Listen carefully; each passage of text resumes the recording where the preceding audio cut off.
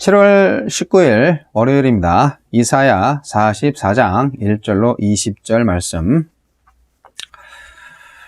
나의 종 야곱, 내가 택한 이스라엘아, 이제 들으라. 너를 만들고 너를 모태에서부터 지어낸 너를 도와줄 여호와가 이같이 말하노라. 나의 종 야곱, 내가 택한 여수르나 두려워하지 말라. 나는 목마른 자에게 물을 주며 마른 땅에 시내가 흐르게 하며 나의 영을 내 자손에게 나의 복을 내 후손에게 부어주리니 그들이 풀 가운데에서 솟아나기를 시냇가의 버들같이 할 것이라. 한 사람은 이르기를 나는 여호와께 속하였다 할 것이며 또 한 사람은 야곱의 이름으로 자기를 부를 것이며 또 다른 사람은 자기가 여호와께 속하였음을 그의 손으로 기록하고 이스라엘의 이름으로 존귀히 여김을 받으리라. 이스라엘의 왕인 여호와, 이스라엘의 구원자인 만군의 여호와가 이같이 말하노라.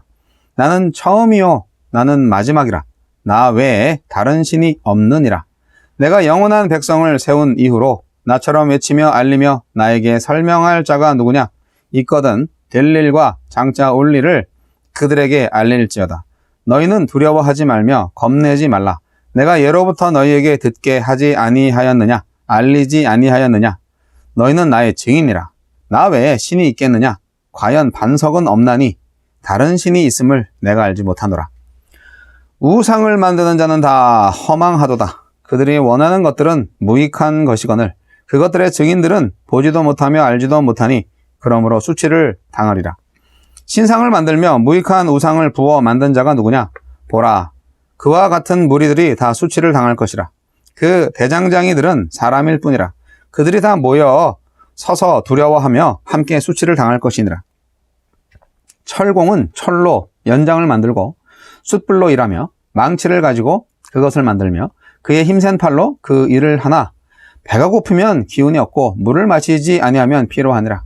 목공은 줄을 늘여 재고 붓으로 긋고 대패로 밀고 곡선자로 그어 사람의 아름다움을 따라 사람의 모양을 만들어 집에 두게 하며 그는 자기를 위하여 백향목을 베며 디르사 나무와 상수리 나무를 취하며 숲의 나무들 가운데에서 자기를 위하여 한 나무를 정하며 나무를 심고 비를 맞고 자라게도 하느니라. 이 나무는 사람이 땔감을 삼는 것이거늘 그가 그것을 가지고 자기 몸을 덮게도 하고 불을 피워 떡을 굽기도 하고 신상을 만들어 경배하며 우상을 만들고 그 앞에 엎드리기도 하는구나. 그 중에 절반은 불에 사르고 그 절반으로는 고기를 구워 먹고 배불리며 또 몸을 덮게 하여 이르기를 아하 따뜻하다. 내가 불을 보았구나 하면서 그 나머지로 신상 곧 자기의 우상을 만들고 그 앞에 엎드려 경배하며 그것에게 기도하여 이르기를 너는 나의 신이니 나를 구원하라 하는도다. 그들이 알지도 못하고 깨닫지도 못함은 그들의 눈이 가려서 보지 못하며 그들의 마음이 어두워져서 깨닫지 못함이니라. 마음에 생각도 없고 지식도 없고 총명도 없으므로 내가 그것의 절반을 불사르고 또한 그 숯불 위에서 떡도 굽고 고기도 구워 먹었거늘 내가 어찌 그 나머지로 가증한 물건을 만들겠으며 내가 어찌 그 나무 토막 앞에 굴복하리요. 말하지 아니하니 그는 죄를 먹고 허탄한 마음에 미혹되어 자기의 영혼을 구원하지 못하며 나의 오른손에 거짓 것이 있지 아니하냐 하지도 못하느니라. 우리의 구원자 유일하신 하나님. 이스라엘의 죄에도 불구하고 하나님은 회복과 구원을 약속하십니다. 그리고 자신만이 유일하고 참된 신임을 공포하며 우상이 얼마나 허망한 존재인지를 논증하십니다. 하나님은 어떤 분입니까? 1절, 2절. 유다 백성을 내가 짓고 내가 택한 나의 종 여수룬이라고 부르시며 도와줄 테니 두려워하지 말라고 격려하셨습니다. 이는 하나님께 버림받았다는 생각과 현실을 벗어날 수도 없을 거라는 절망에 사로잡힌 바벨론 포로민에게 생수 같은 소식이었을 겁니다. 하나님은 어떤 상황에서도 우리를 버리지 않으시고 어떤 형편에서도 우리를 구원하십니다. 힘든 일이 있어도 흔들리는 현실이 아닌 흔들리지 않는 희망이신 하나님을 바라보며 절망을 이겨냅시다. 3절로 5절. 스스로 의로워지지도 거룩해지지도 못하는 우리에게 마치 마른 땅에 물을 대듯 자기의 영, 곧 성령을 부어주시는 하나님. 하나님의 영이 임하고 하나님의 숨결이 닿으면 시든 풀 같던 우리도 시냇가에 심긴 버드나무처럼 푸르고 싱그러운 존재로 변할 것입니다. 그리스도를 믿고 성령을 선물로 받아 하나님께 속한 존재가 되는 것보다 더 큰 자랑은 더 큰 영광은 없습니다. 성령을 보내주신 하나님을 찬양하고 성령을 받은 은혜를 기뻐하며 성령의 충만함을 누리도록 기도합시다. 6절로 8절. 홀로 유일하시고 영원하신 신이신 하나님, 그분이 우리를 증인으로 부르셨습니다. 따라서 하나님을 전하면서 다른 그 무엇도 두려워할 필요가 없습니다. 하나님을 알리고 말씀을 전하는 것을 주저하게 만드는 두려움은 무엇입니까? 하나님을 알수록 두려움은 사라질 것입니다. 우리에게 주시는 교훈은 무엇입니까? 1절.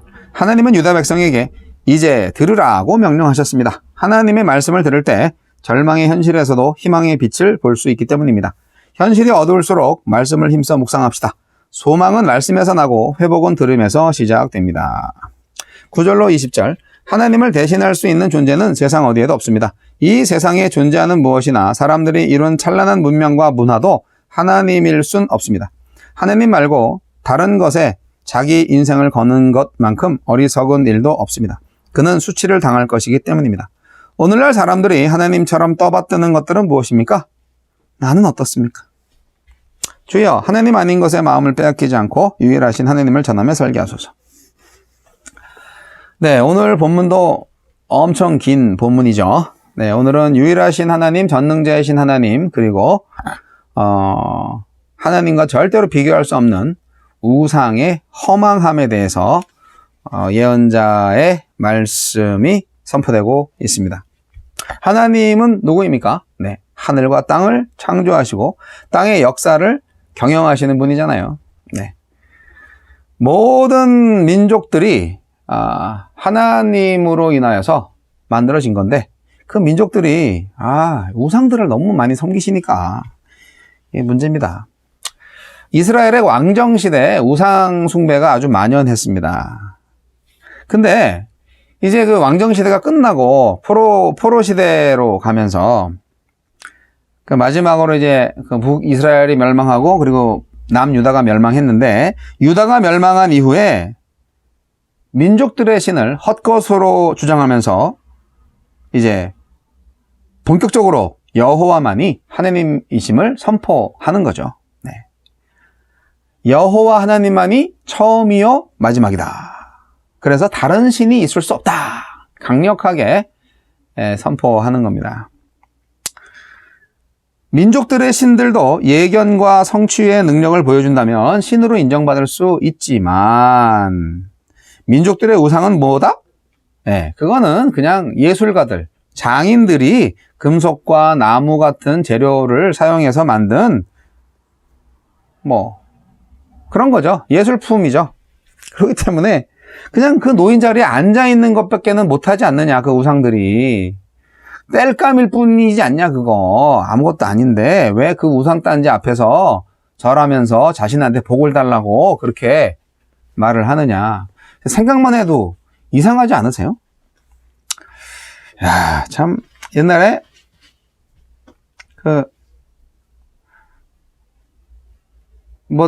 특정한 종교를 언급을 하게 돼서 조금 그 종교 쪽에 계신 분들한테는 좀 죄송합니다만 일반인들도 그런 생각을 할 것 같아요.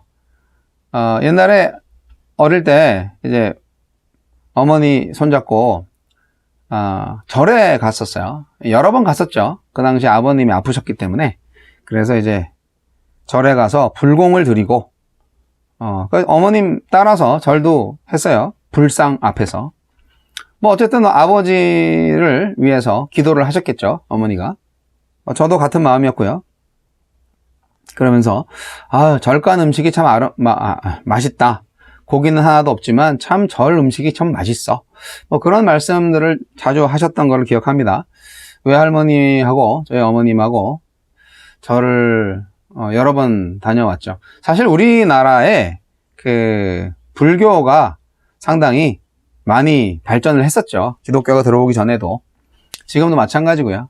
근데 물론 엄밀히 말하면 진짜 불교라기보다는 우리나라의 그 샤머니즘하고 무속신앙하고 딱 붙어서 된 좀 혼합 종교의 그런 모습이 좀 많은데요. 여하튼 그때도 그렇게 생각을 했어요. 예수 안 믿을 때고 아무것도 없었지만 그냥 어머님 따라서 절에 가서 절하고 소원을 빌고 저는 헌금 안 했죠. 예. 예, 어머니가 공양을 하셨죠. 저는 안 했어요. 저는 따라가서 그냥 놀다 왔죠. 그러면서 초등학교 때 너 종교가 뭐냐? 그러면 불교라고 썼어요. 절에 몇 번 갔다 왔다는 걸로. 그러니까 이제 불교에 대해서 아무것도 잘 모르면서도 내가 불교 신자다라고 그렇게 종교 조사에 썼던 거죠. 요즘은 그런 조사를 학교에서 안 한다고 들었는데 모르겠어요. 여하튼 일반인들도 그렇게 생각할 것 같아요.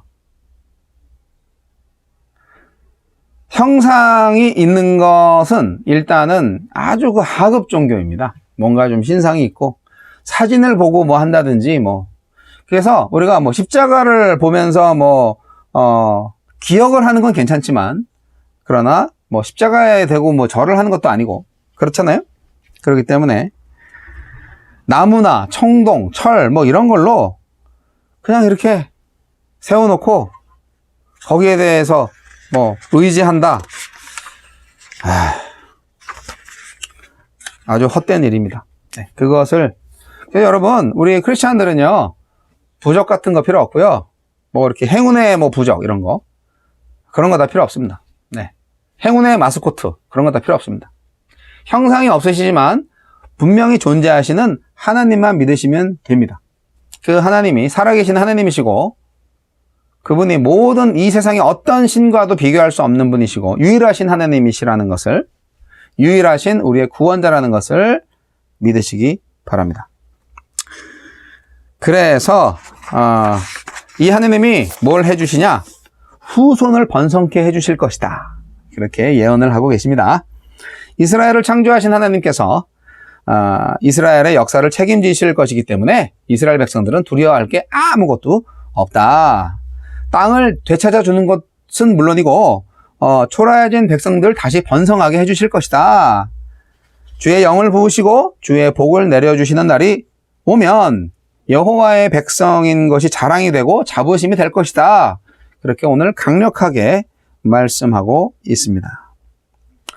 그때가 되면은 주의 백성으로 헌신하는 사람들이 그야말로 우후죽순처럼 나올 것이다. 그렇게까지 말씀하셨고요. 근데 이게 이제 지금 아직 되어진 일이 아니잖아요. 이사야가 지금 예언을 하는 것이고 이 예언을 듣는 그 당시 사람들은 정말 아무것도 보이지 않는 것을 이사야의 예언을 통하여서 듣고 그것을 믿어야 되는 상황이었던 거죠.